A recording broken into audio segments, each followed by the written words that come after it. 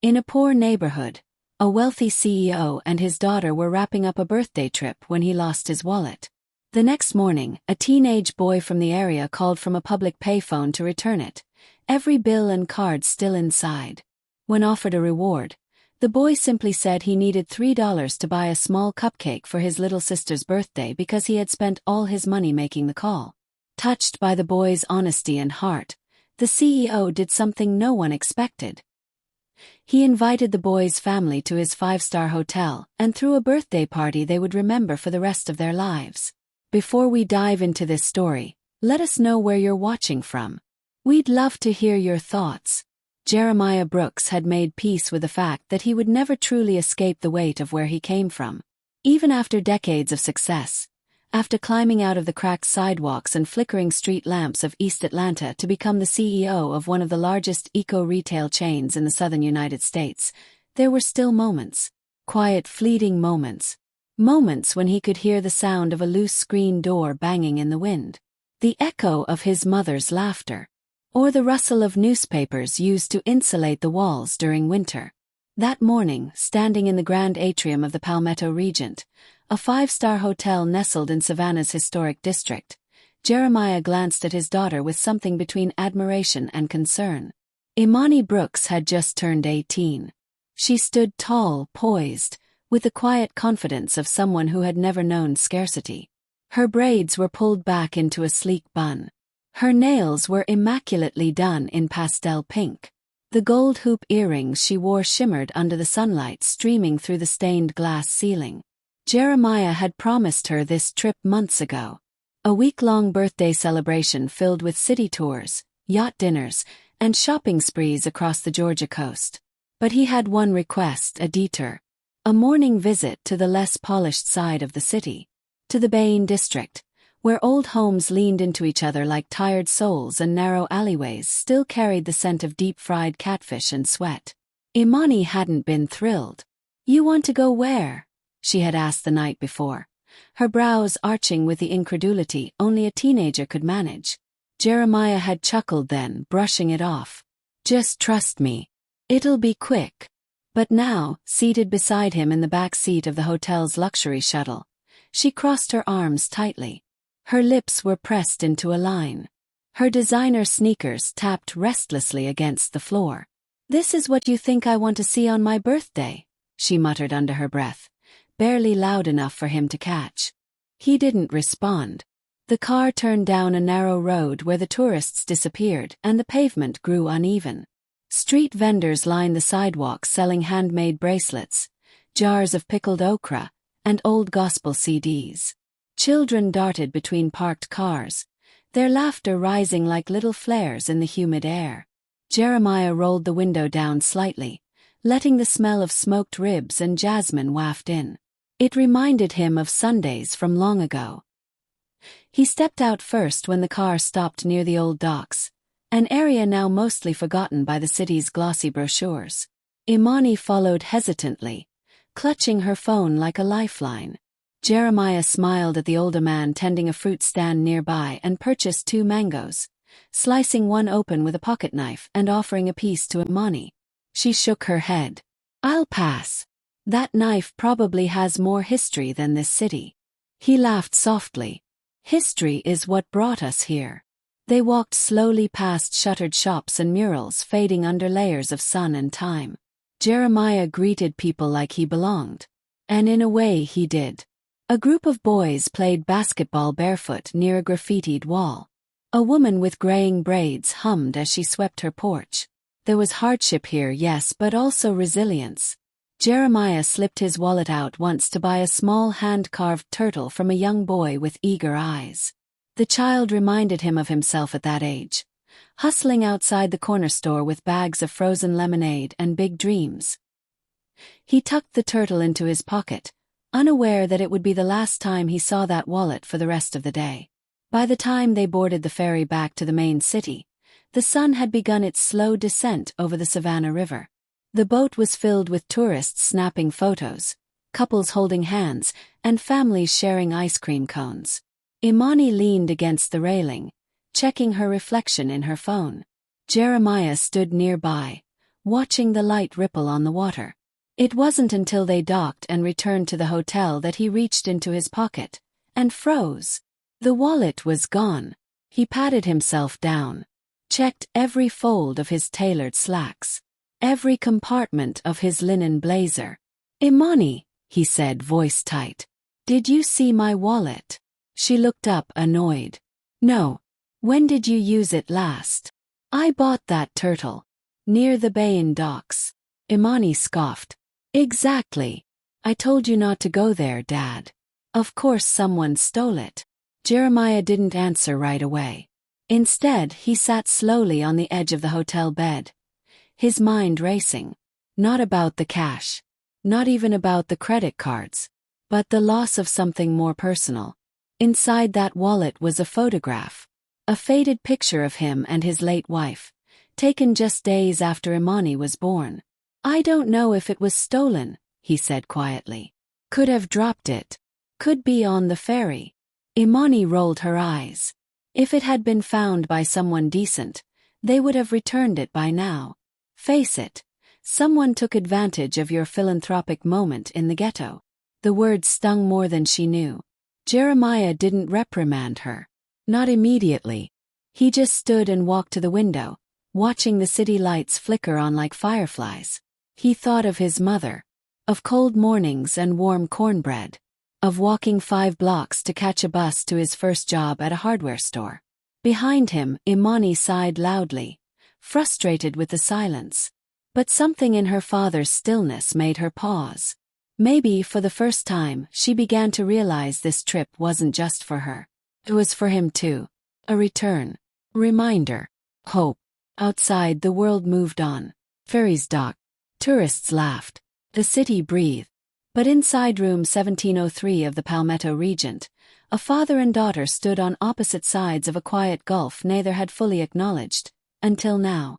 And somewhere, blocks away, in the hush of the Bayan alleys, a boy clutched a worn leather wallet, unaware that its return would change everything. Jeremiah didn't sleep that he lay still in the king-sized bed of their luxury suite, staring at the ceiling fan as it spun in slow hypnotic circles above him. Imani had long since retreated to the second bedroom, earbuds in, the glow of her phone flickering through the crack beneath her door.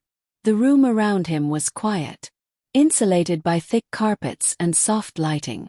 But his mind churned, with memories of that afternoon. The smell of the bay air. The sound of children laughing in the alley. The carved turtle, now resting alone in his blazer pocket like a quiet witness. He had reported the wallet missing to the front desk. A concierge had called the ferry company. Their staff searched the cabin and the dock area thoroughly, but found nothing. "It may have been picked up by another passenger," one of them said over the phone. Their voice was apologetic, trying to sound helpful but distant. Jeremiah thanked them and hung up. He wasn't surprised. Morning came slowly. Savannah's summer light poured in through the sheer curtains, warm and gold like poured honey. Jeremiah sat at the small writing desk near the window, sipping lukewarm coffee from a porcelain cup. Imani emerged eventually, wrapped in a hotel robe, hair tied back, makeup half done, eyes still clouded with sleep. "Did they find it?" she asked flatly, not bothering with pleasantries. Jeremiah shook his head. "No word yet." Imani scoffed, rolling her eyes. "So it's gone." "Course it is. What did you expect, honestly? You walked into that neighborhood flashing a wallet thick enough to feed someone's whole family for a week. You think they weren't going to take it?" Jeremiah turned to face her. His expression was calm, but something behind his eyes had shifted. "I don't know that it was stolen," he said. "I might have dropped it, or left it on the bench, or maybe, just maybe, someone decent did find it. Maybe someone found it and doesn't know how to reach me yet." Imani let out a soft, incredulous laugh. "Dad, that's not how the world works anymore. People don't just do the right thing. Not when they're hungry. Not when they're struggling." He studied her for a moment. There was intelligence in her words, but it was laced with cynicism, a worldview he hadn't meant to pass down, but perhaps she'd absorbed it through osmosis, watching the world from behind tinted windows and black car seats. "You're right about one thing," he said, rising from the chair. "People are struggling. That's why we can't afford to give up on decency. It's not a luxury. It's a responsibility."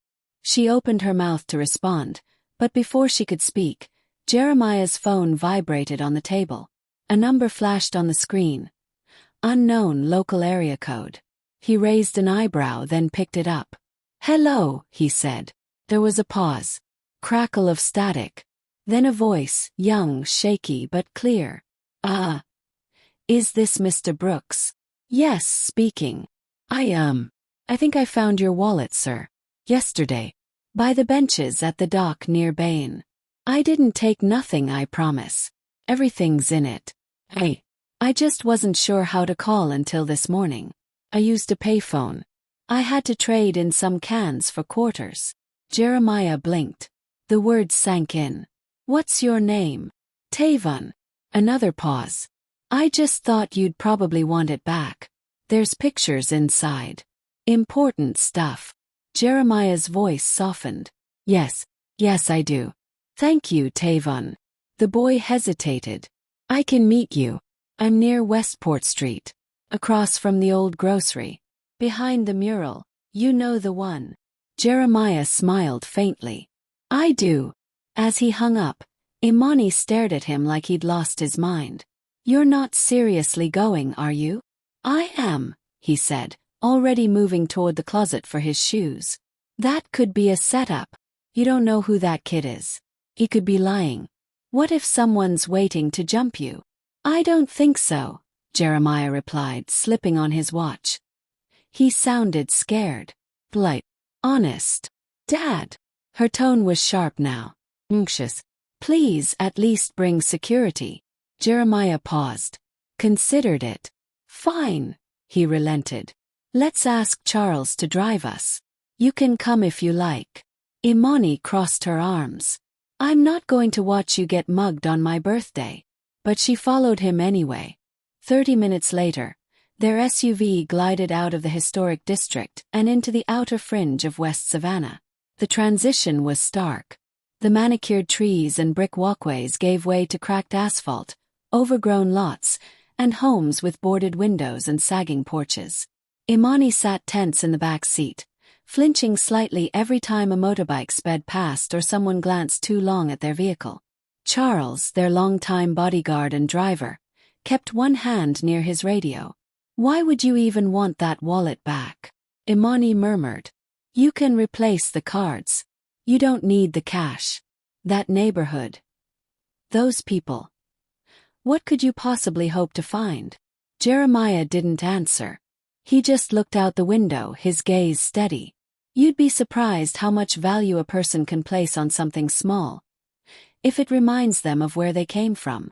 The car rolled to a stop near a faded mural of a jazz quartet painted across the side of a corner store. A boy was standing by the wall, clutching something in both hands. He was tall for his age but skinny, ribs visible through his shirt, shoes 3 sizes too big. His eyes were cautious but bright. "Stay in the car," Charles warned. But Jeremiah was already stepping out. Tavon stepped forward. "I kept it safe, sir," he said, extending the wallet. "Didn't even open the zipper part." Jeremiah took it with both hands, flipping it open carefully. His ID, his cards, the photo of his wife, the cash neatly tucked. Nothing missing. "You sure did," he said, his voice low with gratitude. "Thank you, Tavon. You saved me a lot more than just trouble." The boy scratched his arm, suddenly sheepish. "I only called 'cause I didn't want no trouble. I just needed like $2 or $3 for the payphone. And it's my little sister's birthday tomorrow. I was trying to get her a cupcake. That's all." From the SUV, Imani watched the exchange unfold.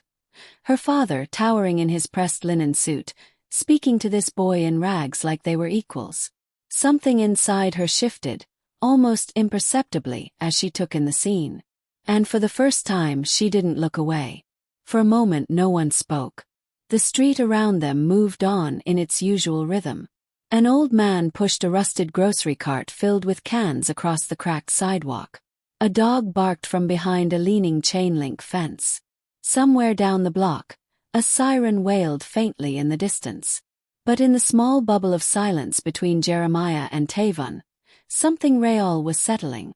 The boy's shoulders were still stiff, like he wasn't sure whether he should run or stay. Whether this act of decency would be rewarded or punished. Jeremiah, still holding the wallet, felt the weight of the moment. Not just the leather and paper in his hands, but the life, the story, the quiet courage standing in front of him. He cleared his throat. $2 or $3, huh? He asked, not unkindly. Tavon shifted awkwardly. Just for the phone call. And I had some saved up. Was gonna buy my sister a cupcake from the gas station. It's her birthday tomorrow. She's turning 6. His voice cracked slightly, but he held it together. We been staying near the scrapyard. In one of the old trailers. Mama's sick, so I gotta look after her. I wanted to do something small for her, you know.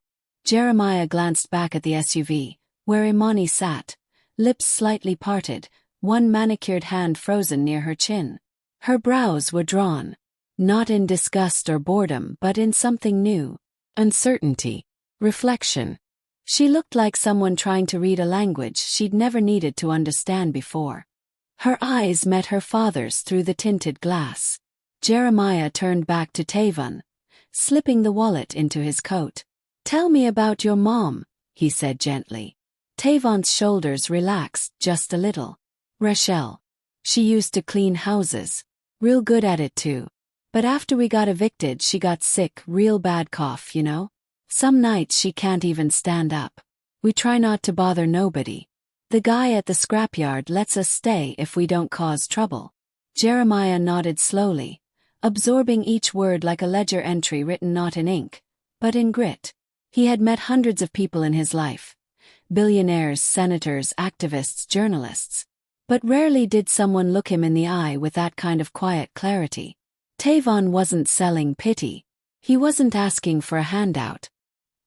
He had done the right thing, even when everything around him screamed not to. From the car the passenger door opened. Imani stepped out slowly, the Georgia heat curling around her like a blanket.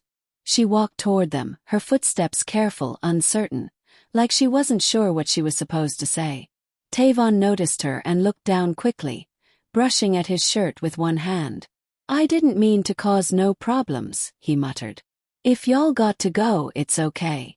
But Imani stopped just a few feet away and studied him, truly studied him, like she was seeing something she hadn't expected to find. What's your sister's name? She asked, her voice quieter than usual. Tavon blinked. Ava, he said. She's real small. Likes unicorns. She talks in her sleep sometimes. Imani looked over at her father. Then, without saying a word, she reached into his coat pocket, pulled out 3 crisp $100 bills, and turned back to Tavon. Buy her something better than a gas station cupcake, she said, her voice steady but laced with emotion. And get some clothes. Clean ones. So you and your family can come to the hotel tomorrow.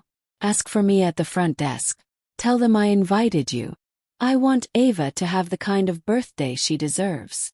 Tavon stared at the money like it was burning through his skin. Ma'am, I can't take all this. I just wanted. It's not charity, Imani cut in, her voice firmer now. It's an invitation. One kid should not have to carry everything alone. Jeremiah watched her with a pride so deep it felt like a second heartbeat.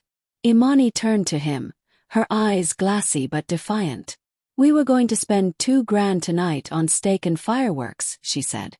I'd rather spend it making a real difference. He nodded once slowly, then looked to Charles.